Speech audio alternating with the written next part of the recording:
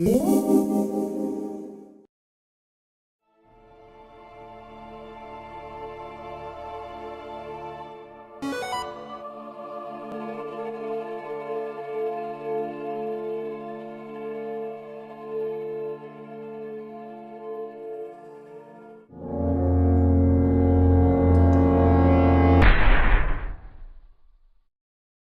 everyone, welcome to a Let's Play, a pure Nintendo Let's Play. We're going to try something a little bit different here. I am your host, Matt, the multimedia manager here at Pure Nintendo and PNM. I am joined by Trevor Gould and J Money Hinton. And we're going to take a look at Blok Cross Twisted Fusion. And we've actually got a couple of guests on, a couple of developers, the very developers who made this game. We have Lewis from Lewvsion. Hello! And we also have Mike from RCMADIAX. Hey guys, what's up? Alright, and we're just going to go ahead and drop right into it. And Blok Cross Twisted Fusion is a, what would you call it, like a physics puzzle kind of game? Yeah, so it's a physics-based puzzle game, but it's set in the fantasy world of Twisted Fusion, which is Lewis's upcoming Wii U title that's coming in 2015. Alright, so we're going to go ahead and just take a look at level 1. As you can see, I haven't been playing this as much as I could or should have.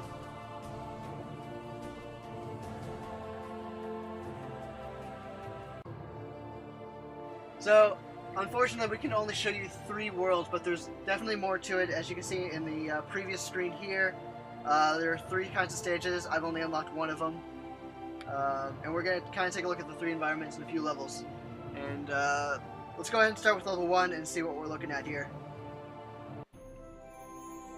And this is, of course, folks will be watching this next week, but this is a new release. At the time of this broadcast, it's only been out for 2 days. And, of course, pure Nintendo fans, recognized you guys. Lewis was on a Koopa Kast with us several months back, talking about Twisted Fusion. And of course Mike was our featured dev in the last issue of P&M, I think. Was it the last issue? Yeah, I think it was the last issue. Yeah. So anyway, folks are familiar with you guys, but I was just curious, how did the collaboration come about through this project? Well, do you want to take this one? Yeah, I can take this one. Well, I think we started talking back in January this year. Forgive me if it was earlier than that, but I remember seeking you out on basically the developer forums, asking for advice for, Twisted Fusion, which wasn't technically announced at that point. So yeah, well, we got talking, and due to my work at Infendo, I got you involved in doing a podcast, and we started talking some more. Obviously, we were talking over voice, and we started passing back and forth some just weird ideas. One of them being like this sort of weird cross collaboration, just as a joke. We said we might, make some levels for each other's games, and as a joke, and didn't necessarily think much of it. But yeah, as the time went by, we kind of joked about it on Twitter a bit more. And it eventually turned into a real thing. I think the condition Mike set me was to convince you with some of the art we got commissioned. Wait, I'm sorry, run that by me again. I think one of the conditions of putting this together, because I was, or it might have just been for the name of the game itself, was that you wanted to see. You wanted me to impress you with the graphics, which I was trying to describe to you of the 2 universes coming together. Oh yeah, I remember that. It was the logo. I told him because it's funny. Originally, it was supposed to just be a level update for the original Blok View, and then as time went on, Lewis was like, there's a lot of content here. I think that we can do a standalone game. So I said to him, well, let's see what the logo looks like first, and then we'll go from there. So he put together this logo, and it just looked awesome, of course, because it does. And it just kind of came from there. And we were talking about it whenever I did an interview, and it was January. Whenever I did an interview on his podcast. That we can I interrupt just very slightly here? I'm just looking at the video. I think this highlights a cool point. Is although you just cleared the stage, there's a lot of different ways to clear each stage, and one particular one I like about this one, if you can jump back out and start it again, is that you can basically clear that stage with a single move, and has quite a cool effect to it. Gotta find the stage now. I can't remember what number it was. Not that one. Getting closer. I'm glad you were paying attention because I was looking at the wrong person on my little. Thing at the bottom. I didn't know that you could switch. So yeah, basically, as long as my memory's correct, if you just get rid of the cube below Go-Go, so not the long vertical one, but just the square. All right. I think that's all you need to do.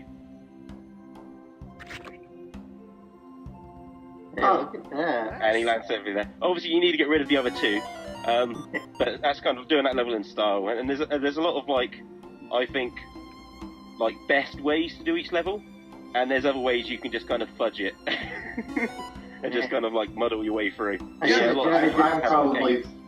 probably fudged quite a few of them. Yeah, I'm not afraid I should have made a list that. of the ones I'm stuck on while you guys are here. Yeah, we should rename this episode Super Guide. Well, it's actually funny. So when Lewis gave me the final build of the game, I Skyped him and I was like, dude, can you please write a player's guide or something, because I cannot get past these stages. And I was sitting there to the point where it's like 2 a.m. and I'm tired as hell, and I hope that's considered PG. But I was just tapping anything on the screen just to try to do something crazy, and I couldn't. I struggled for a while. I never made that guide. It's tricky making a guide for this game because even I sometimes struggled trying to remember what the flow of each stage is, and then I do it, and I can replicate it, but it's sometimes hard to kind of put that into words or. So I tried a couple attempts just to do a video stream, but then it's hard to get every level one after another 100% correct. This level right here, let me tell you about this level. So the first time I showed this project off was when I attended the Ohio Game Developers Expo, and I actually brought this along with Super Robo Mouse to play at the event on the Wii U, and this level was the level that nobody could get past, and it took you 2 seconds to do. This one was actually a little tricky for me. Yeah, you need to get him to the left. To the left. Obviously, it's easier said than done. Yeah. Well, it's funny too. You were talking about how hard it could be, Lewis, to do a guide or whatever. A lot of the things, even knowing which block to hit and in what order. Yeah. I've noticed it's really down to split-second timing. If you don't get the bobble just right, it's going to fall to the left when you want it to fall to the right. Yeah, and it especially plays on the later stages. Some of them you literally have to do in motion. Or at least that's how I've designed it in my head. There might be other ways to do them. But there's a bunch of puzzles where you kind of got to get into the rhythm of it, and it will start knocking over dominoes, and you've got to be doing stuff. Yeah, and I actually noticed too. I don't know if this is the way you designed it, but some of the levels, you have to let it sit there for a couple seconds and let the blocks actually settle. It's kind of hard to explain. I know on one of the levels, Yeah, I think I know what you're talking about. You think okay? Where you literally have to sit there and kind of wait until the physics. It's so hard to explain, but yeah, you just have to wait. Absolutely, you have to wait until they kind of just don't go any further before you start the level, and yeah, I thought that was pretty funny. Now, I didn't have as much trouble getting Go-Go to the left like Matt is here. I got it to the right the my first time I problem beat was it. trying to get rid of the enemies, but So yeah, obviously the best advice there is just to start on the bit you find easiest. No, wait, other way around even. Start on the bit you find just trickiest, And so once you've eventually got that bit done, you don't have to struggle doing the bit you find harder. I find it interesting you're talking about like the physics, because like, and maybe Jay when he agrees with me, I don't know, but having played the original Block Drop U, when I first got to some of the harder ones, I'm like, wow, these physics are different, and I'm like, it's kind of odd, but then it's like you were saying, there's just subtle movement, and it's like, all right, I'm going to wait an extra second, and suddenly, you know, they topple a different way. Really? There's a lot of, I guess, observation, too, to see how things are reacting. Yeah, I've heard a couple of comments on Miiverse as well, which is quite peculiar. I mean, I'm going to have to look into it. But in theory, the physics should be exactly the same. Excuse me. And the reason being is the project I worked on was essentially Block Drop U. And I just re-edited the levels, obviously changed the graphics. But in terms of the actual physics or that side of things, I didn't really change. The only real change to the coding I did was adding, obviously, the element that enemies can be squashed, some certain animations, so Go-Go kind of actually, you know, slides across and wobbles and so on. But the physics should be the same. So I'm going to have to look into that. It might be something that we may find out and look into in the patch. But yeah, I'm not sure yet. Yeah, the only thing, like, when I was reading some of those comments on Miiverse, the only thing that came to my mind is maybe the engine that powers the game had changed over time since Block Drop U was released, and maybe some slight changes were made on the back end of the physics engine. But that's the only thing that I can think of. Because he literally I gave him Block Drop U the source files, and he literally started from there and edited it. Interesting. From there. I'm wondering too if it might even be like, just because like this game is, especially compared to the original, the first build of Black Drop U, this one's so much more detailed. I'm wondering if it's just because we're more drawn to the visuals, we're maybe more aware of that, whereas in Black Drop U, it was the same, we just didn't notice because the graphics were more like minimalistic or something. Yeah, and I guess it could also be part of just the puzzle designs in general, because these ones are a bit more intricate, that you might notice how the blocks fall and the fact that they're different sized and shaped blocks. It might just feel a bit different because of that. It's definitely harder. Not to say Black Drop U was an easy game, but I definitely couldn't beat this in an hour, or even two for that matter. Yeah, and that was actually kind of part of my thinking. I mean, I really like Block Drop U, and I mean, that's what kind of caused these initial conversations about doing some sort of collaboration, because I really liked the idea. But also I thought it had so much potential to do other things as well. I thought it was a really cool starting point for other stuff. But I mean, if I had to give it one downside, it's that it is quite quick to go through if you do get into the rhythm of it and clearing the stages down. So one of the ways I thought you could extend it is simply by making the stages harder. And so you would have to, keep trying at certain stages to clear them. And if you can skip stages, hopefully people wouldn't get too frustrated, and it gives them an excuse to go back and clear those couple of stages that they never could clear the first time round. I think that's a nice way to balance it for, the more, I don't really like the expression hardcore gamer, but for them versus a more casual gamer who doesn't maybe want as much challenge. I think that's a nice way to appease both. Yeah, and I think another part of it just might be my playstyle as well. I mean, I do like creating tricky games. I think I'm handling things very differently in Twisted Fusion. But if I have to make something either easy or hard, I will lean more on the hard route. Just because I'm the same way. I like playing, like having that challenge. Yeah, I think especially on like. Go ahead. Okay, I think especially on like this type of like physics-based puzzle game, I think if you are happy to make levels even harder, I think it lets you, opens more options on the types of levels you can make. I really like how you swapped out the environments and the enemies, so it kind of like changed it up a little bit. Yeah, definitely. How did you decide like which assets from Twisted Fusion to incorporate in the Block Drop universe here? I think it's mainly because I thought that would be good to have like 3 distinct themes. Because initially it was going to be a 30-stage project, and so okay, I mean it kind of works with Distribution. There's kind of 3 main themes, so that works quite nicely. So we're going to have the grassy environments, the icy environments, and the tower at the end. And then I decided of a single enemy to go of each type. For a long period of time during development, all the enemies were slimes. And then I kind of freaked out there for a second. I was like, wow, why is the slime guy in the ice world? This doesn't really make any sense. And it's so funny because every build that he was sending me, he'd be like, "That's just a placeholder. It's just a placeholder." I'm like, "Okay, but he's a green guy and he's in the ice stages." So, yeah, I was kind of freaking out until I got the final copy of the game, but then I was very satisfied with the way it came out. Yeah, even though they were placeholders, I did have to readjust the levels afterwards because they were different sizes, and I didn't really think of that.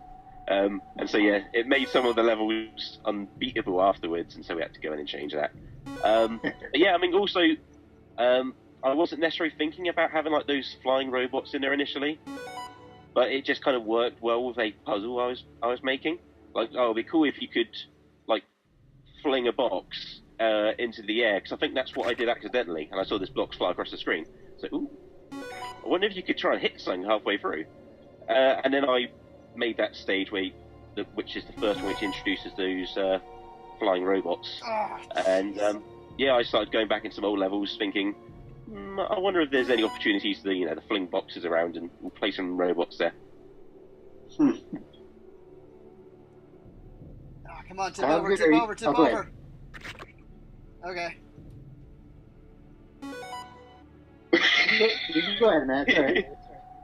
He's deep in concentration. Yeah, I'm glad you guys are here, so I don't have to talk as much. No, I was just gonna say, so talking about like tweaks to challenge and all, like, so for you guys to play test the game or whatever, like how is it when you play a game to death for the course of several months? How do you stay grounded to figure out if the game is got the right challenge, or if it's just, is it easy just because you've been playing it to death, that sort of thing? Do you know what I mean? Maybe not.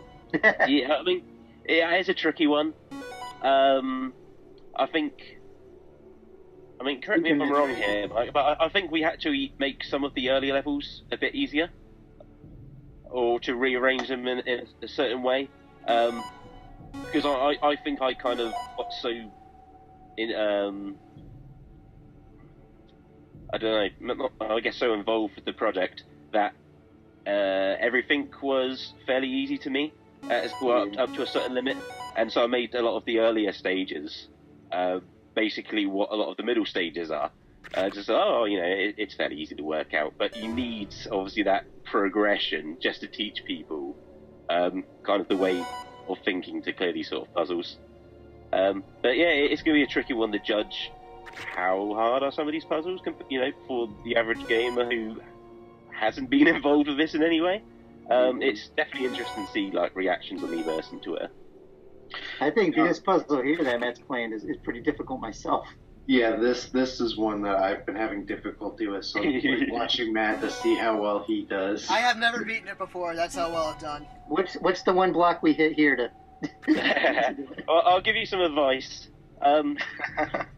Obviously you got the column in the middle and you got those 2 little ones either side. You need to get rid of the one on the left. Right. I believe, but keep the one on the right.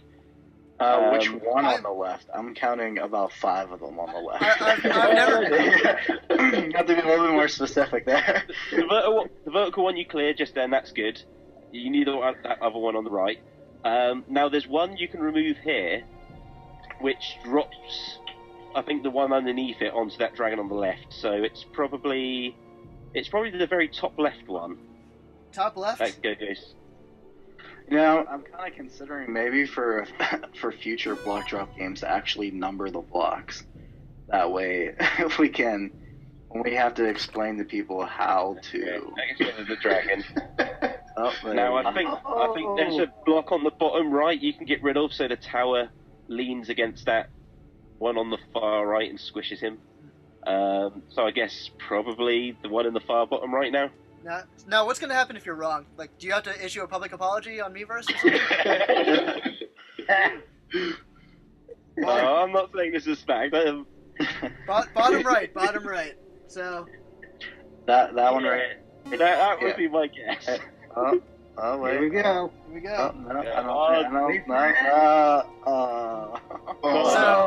So listeners of Let's Play, if you go onto the Miiverse right now, you can see. That's the idea of that stage. Do that, but better. Okay. Physics trip up the developers. Maybe this is the reason for our lack of comments on the Miiverse community right now. It's just people are just so frustrated. Nobody wants to admit they can't beat it. Or maybe they're making posts, but they're getting deleted by the admins for the crude language. That's a theory. I wish I could build an actual building with this kind of physics right here. Just one box on the bottom corner that supports the whole thing. Actually, we might have had it right the last time, but in the wrong order. If you try and put that top one again, there's actually that might be enough to do both. Oh, there we go. Yeah. There you go. So he was right, just in the wrong order. There's actually a building in Seattle where it starts skinny at the bottom of the building and then gets wider toward the top. It's supposed to be some sort of like earthquake-proof building or something. We're gonna have to go tell Tristan to go there. Matt, what point of the video is this? I want to bookmark that puzzle you just beat so I can look at it. Well, we won't know until after editing. I can tell you that. Oh, that's true. Yeah, that's true. The only thing I can think of to really help people through these is to add some sort of like hint system where they can like click a question mark or something that'll highlight what box to click to help them through the puzzle. Well, that could, even if it was just like tells them which one to start with. Right. Yeah. At least that would kind of push them in the right direction. That pushed him in the right direction, Yeah, right? that's something we can consider for an update, actually. I quite like that. That's true, because you could spend, 10, 15 minutes trying something that you think's right, and then come to find out you're way, I'm not saying I've done that. That's not a confession, but... Yeah, okay. Well, usually if one method's not working real well, I'll try and change it up to see if I can get it to go a different way. That's true, yeah. Most of the stages you can beat a bunch of ways. I think there are some that there's like one way, which is pretty much the only way to do it. Look at that. But I could be wrong, it might just be how I approach it every time. Someone else might come in and try something else and it works for them. I was playing one, and I don't know if we'll get to it, but I think it was in this city. And there were 2 blocks on either side, and they had to fall, and one had to fall to the right, one had to fall to the left. And they would slowly bobble. And just when they're right on the corner, and I'm like, they have to fall. And then they'd slowly fall back, and I'm like, oh, no. It's funny, whenever I play these kind of games, especially like the original Block Drop U, so I would tilt the gamepad to the side, thinking that did something to help the physics, and it did nothing. Like, as I'm watching something fall one way, I was thinking the other way. So it would actually be very interesting, maybe, to like incorporate the Wii balance board or something, where you had accelerometer on the gamepads. Well, yeah, it has that exactly. So is this like a design doc for the sequel, possibly? Exactly. You could blow into the microphone to make the boxes go over. Well, I think after Block Drop Cross Ping Plus, we're going to be taking a break for a while, so much needed. Oh yeah, that just you just announced that a couple nights ago, right? Yeah, right after. I think it was the day before this release. Yeah, something like that. So yeah, we're doing that. That was another case of a crossover where we actually had planned just to kind of do some additional levels for the original Block Drop U, and it just kind of turned into its own thing. So Come on, get over. That's cool. I love Ping, and boy, that's a hard game too. Talking about hard games. Oh my God, if he would not have given me the cheat code, I would not have been able to access my own levels in his game. Like, I know that. It's that. Right. Yeah. Oh no, you finish. I'm sorry. No, I was just gonna say it's that difficult that I literally only got to my levels using the cheat. I couldn't even get past World 1 because yeah. Wow. Well, I did a little better, but I reviewed it and I said I don't know if I can review this if I can't at least beat the main worlds. I said so because I think I got up to 6, and there was a boss I still haven't beaten it. For that matter, my goodness. Ooh. Sounds like one I'll have to pick up and try. Yeah, it's definitely be your cup of TJ money. I'd like to point out that I got Go-Go to the outside of the screen without killing him, and I think that in itself is an accomplishment. Yeah, I was about to say, where has he gone? I guess he's dancing off the screen. Yeah, see, that's another thing too that kind of threw me off when I was playing the final version. So, like on Block Drop U, I have the sides blocked off so that you can't, other than falling down, you can't fall off the stage. Right, there's like invisible walls there. Well, they're not invisible walls. There's There's that black border. So that was kind of new to me, was having no restrictions, and there would be times where I would kill everything and I'd get all the blocks, but then, Go-Go would slide across the ice and off the screen. Yeah, I think of that kind of reminds me how, in a sense, like with the original Block Drop, if you land the block, but you land it like at an angle, and it wasn't flat, and you'd be like, ah. Oh. Yeah. That kind of reminds me of when Go-Go kind of just usually walks off the screen. Yeah, well, I mean, Go-Go is basically the block. I mean, it goes back to it. It does have the same physics as the previous game. He is kind of that block still exists. It's just invisible, and he's kind of stuck to it. And so the initial builds would have him kind of just going at any angle, like the block when it would kind of roll down cubes.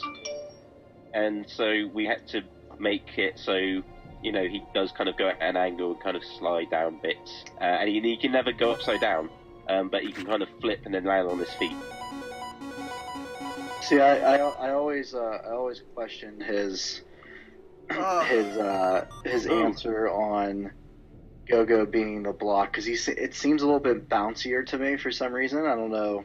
It shouldn't be. Yeah, that's the weird thing. It shouldn't be, but I mean, I checked it and I'm like, well, what did he do different here? And I checked all the settings and everything, and I'm like, well, why is it doing this? Like, I don't know. It's just the weirdest thing, but it adds to the challenge of the game, that's for sure. Yeah.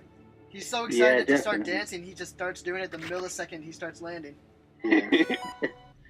Yeah, I think the challenge, both challenge and the content, I think are obviously a sizable step up from Block Drop U, and yet price is the same, $1.99. How'd you guys settle in at a budget price? That's quite interesting actually, because I think initially I wanted it to go even lower than that. Really? Yeah, the reason being, I mean, it's explained why we got to this meeting point, which I guess is the same price as the original game, is my goal behind this was just to get it out to as many people as possible.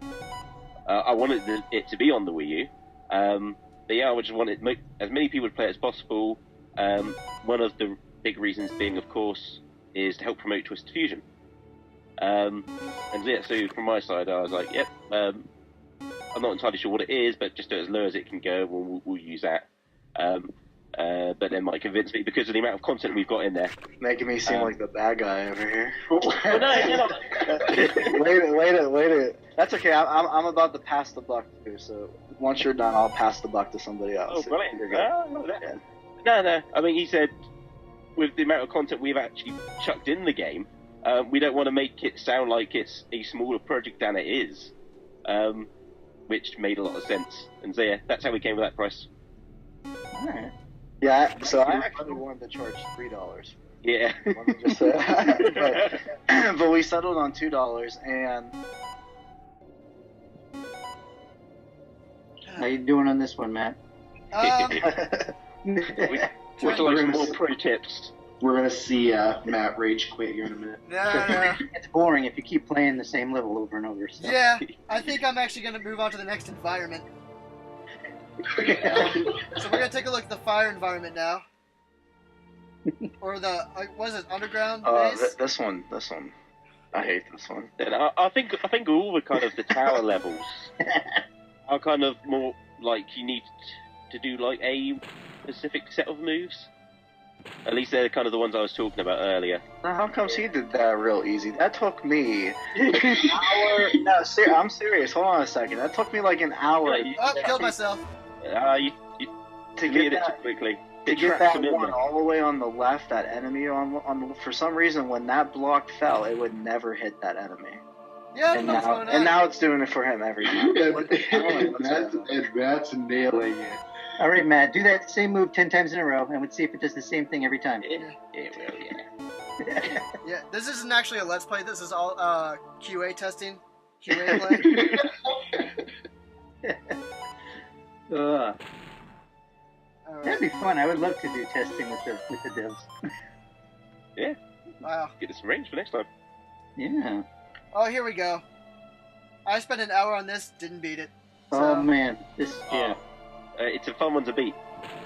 See, I don't think I got this far. I think I got frustrated. Wow, your own game. I didn't get All right, we'll frustrated. put up a spoiler tag if you tell us how to beat it. Yeah.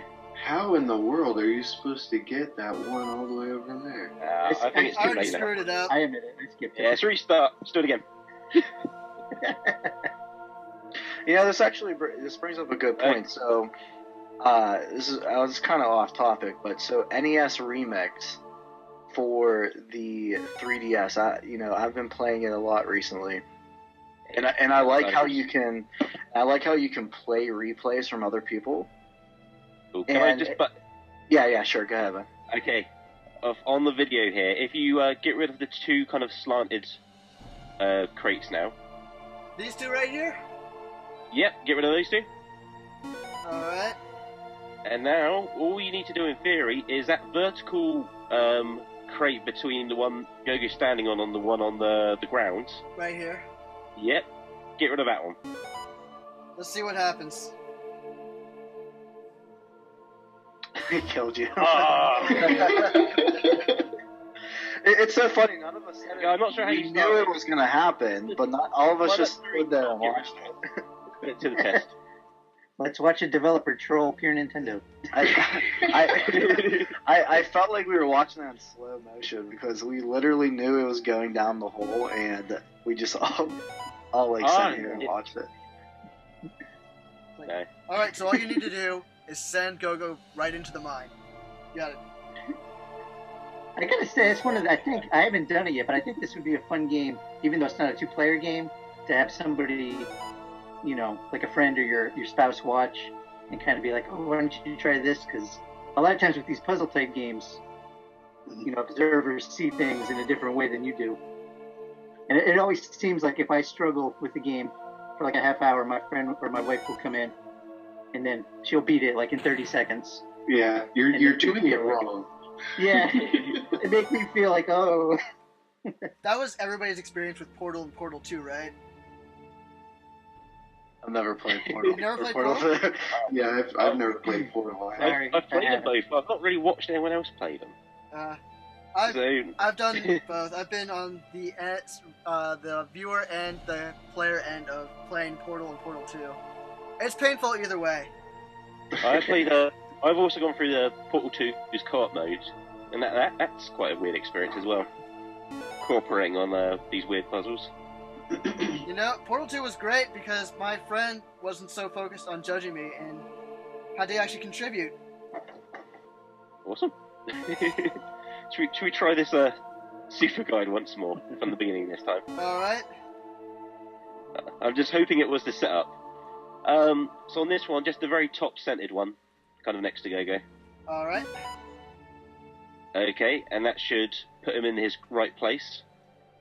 Yep, again, get rid of the slanted ones. And then we're just doing the same as before, that one in the middle, the vertical one. And it should do something different. Yeah, look at that. Not enough. Oh! Was it? Nope. Oh, even my memory is something else. Over, That's the plan. You got to get him to smash against the crate, and that's how you squash that one on the bottom left. Man, this is ridiculous. You know what I just thought of, and this is a really evil like Electronic Arts or Activision thing to say right now, but we should add microtransactions that will like clear the level for you if you pay 99 cents. 99 cents per block. Per block. Or like at least I mean, like. Or you can get a pack of 10 blocks for only $8.99. Well, the way you would do it, if you were being proper evil and proper professional as well, but maybe not so much professional, is you do the 99 cents or P whatever to tap to destroy an enemy, and so it gives you this special power. There you go. Wait, there it goes. Here we go. There we go. Yeah! Come on. Yay! That was the highlight of this video, right? It's not gonna get any better than this. That's when he destroys the blocks and forgets the enemy over there. Yeah, make sure you get that last. Okay. Yeah, 'cause it should be easy, but you never know. Yeah. Well, if you destroy all the crates because you're so excited, you're like, I cleared the level. Oh no, wait.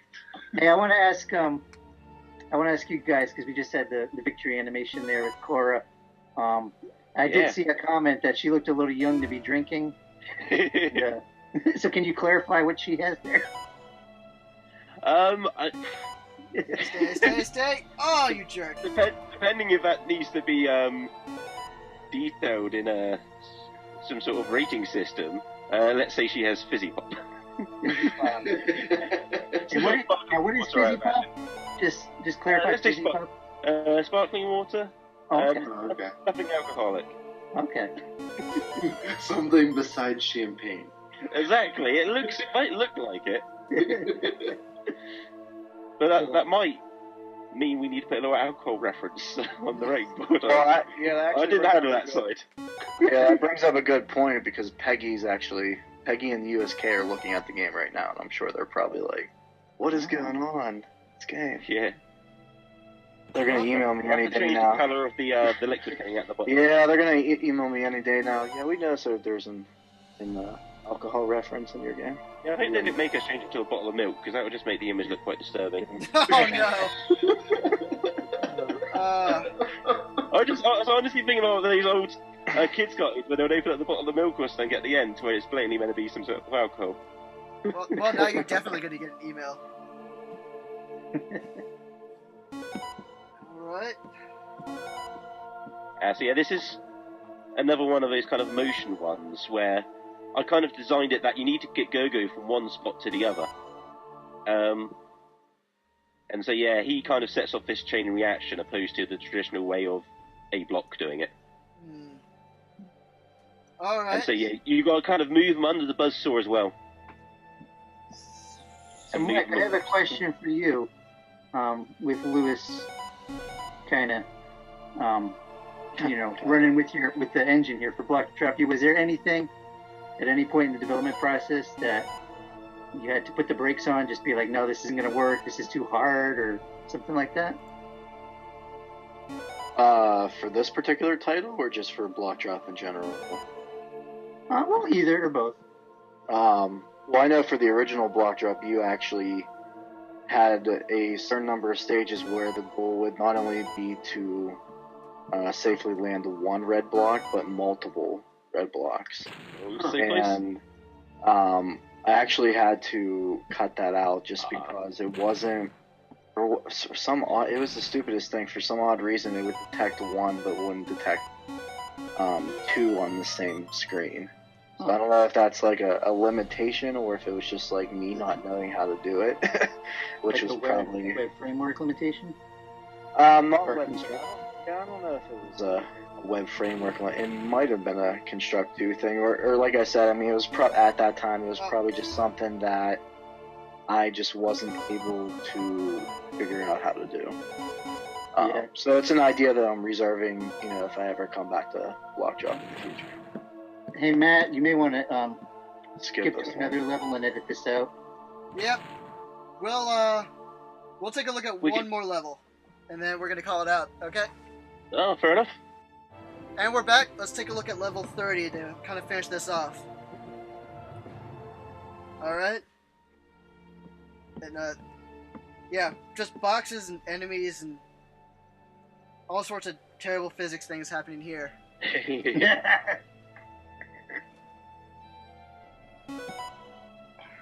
Yeah, I think this one's trickier than it looks. Because I think it looks pretty tricky. Oh, fair enough. Because I think 28 and 29 look really tricky, and they are really tricky to be fair. But this one may be more trickier. At least that's what I decided in the end. See, what makes me sad is I know there are harder levels than this. There's 20 more. Well, there goes that. Unless I get lucky here. Nope. Was it designed to have a gradual ramp in difficulty, or did you throw in every now and then an easier one just to give people a break? I was reordering them as I went because obviously, I was obviously just aiming to do some sort of gradual difficulty, and I'd realise, oh, that level was actually much more difficult than the ones either side it, and so I just kind of move it around, change the theme if needed. And so yeah, I mean that's what it's meant to do. It's kind of meant to gradually ease you in there. I guess how gradual that is will be up to the players to decide. But yeah, hopefully so. And so yeah, but if you are stuck on a particular one, it may just be that particular design, and you can just skip to the next one and give that a go. Well, I just got lucky with that one. I'll tell you which one's my favorite. So it's one of the ice levels where there are like steps going down to the dragons at the bottom, and you literally have to have like the blocks like fall down the steps. That's probably one of my favorites, only because most of the time people just don't realize that that one block can literally fall down the entire set of stairs and complete the level for you. So that's it's definitely one of my favorites. I also think that's the most painful one to watch if someone doesn't know that's how you do it. Yeah, I can't tell you how many times I've seen these videos and I'm just like, oh my god, come on, you're doing it wrong. Reach through the screen and choke the person on the other end. I do get a kick out of overthinking the simple solutions, because it's like you can have this elaborate, and that's what's kind of cool with the Block Drive games. You can do it in an elaborate way, but oftentimes there's a more direct approach you just don't see.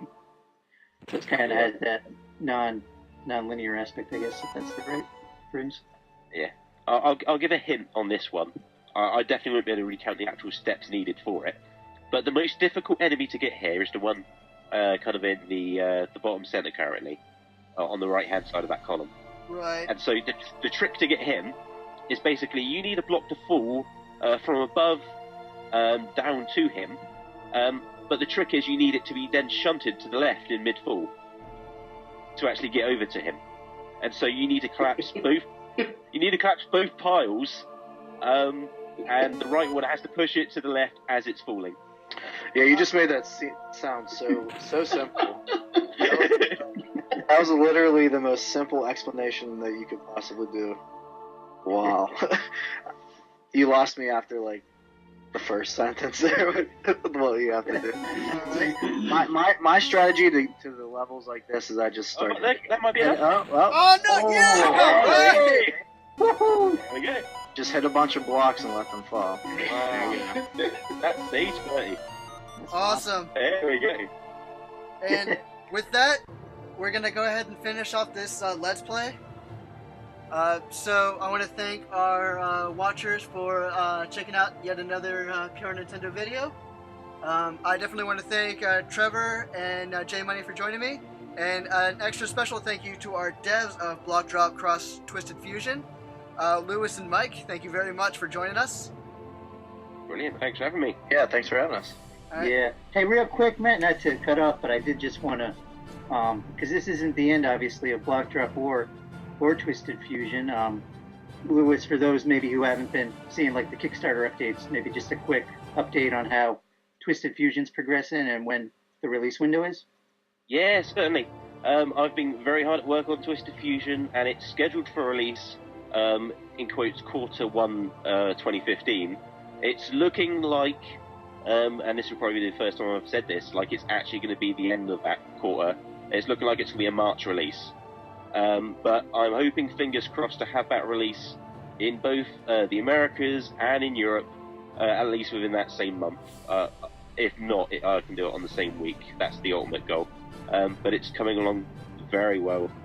If you are interested in seeing more of it, even though the Kickstarter is finished a long time ago in terms of the initial funding, I'm doing weekly updates and you can check out a lot of cool stuff about the game there. Oh, nice. All right, do you have any parting words, Mike?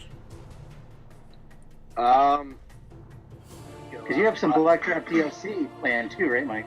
Yeah, so we have a additional 20 levels for the original Blok Drop U. The Chaos levels, which are coming out, which are going to combine the bounce blocks with the saw blades with the regular blocks all into one crazy mess. And hey, I think I had that idea. I think I think you did. Yeah, it's funny. I got a lot of ideas off of Twitter. Sometimes it's hard working by yourself. You just like hit a wall when it comes to ideas sometimes. So letting people suggest stuff to you for free is awesome. So yeah, so that should hit. I want it to come out in early 2015, but things are there's a lot to work on right now. I'm trying to get Super Robo Mouse finished, and I actually tentatively have 4 projects scheduled for Q1 right now. So, Lewis, you're gonna have to tell me when you're launching Twisted Fusion so that I don't launch on the same day as you. Oh, it's so funny you said that, because actually, Toss and Go, another game from you, launched the same day. Is that just a curious coincidence? That's actually quite funny. So I didn't think that was going to launch in time. Excuse me. Only because there was a minor bug in the game that Nintendo found, and they couldn't pass it the first time around. So I had to get it retested. I fixed it, and it was literally coming down to a week ago. They gave it the green light, and they're like, yeah, we can still stick by the December 18th release date. So they're 2 completely different games. They're kind of for different demographics. So I didn't, Toss and Go definitely didn't put, a dent in Blok Drop's exposure or what we were trying to do with it. It was just a different game that I was trying to kind of get out of the way before 2015 comes around. All right, and with those parting words, we will see you all next time. All right. Bye, folks.